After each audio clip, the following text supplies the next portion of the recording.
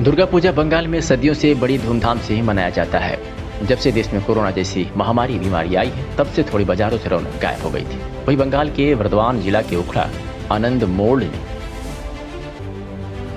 कृष्णचूड़ा वाली भुज ज्ञान समिति की ओर से आयोजित दुर्गा पूजा पंडाल में बड़ी संख्या में लोग आस्था लेकर पूजा करने आ रहे हैं।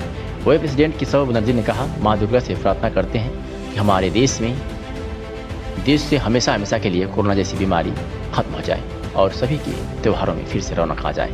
केशव बनर्जी को सभी गरीबों का मसीहा के नाम से जाना जाता है। कृष्णचूड़ापल्लीर पूजांगन समितिर तरफ থেকে শারদীয়ার প্রীতি শুভেচ্ছা ও অভিনন্দন সকল মানুষকে জানাই।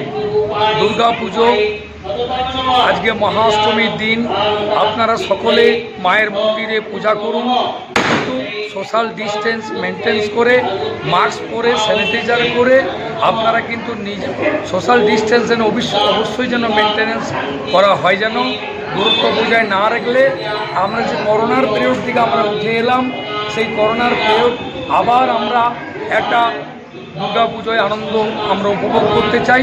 প্রত্যেকটা মানুষকে জানাই আজ শারদীয়া দুর্গার প্রীতি শুভেচ্ছা, মহাষ্টমীর প্রীতি শুভেচ্ছা ও অভিনন্দন। কৃষ্ণচূড়াপল্লী পূজাঙ্গন সমিতির সভাপতি কেশবচন্দ্র ব্যানার্জি।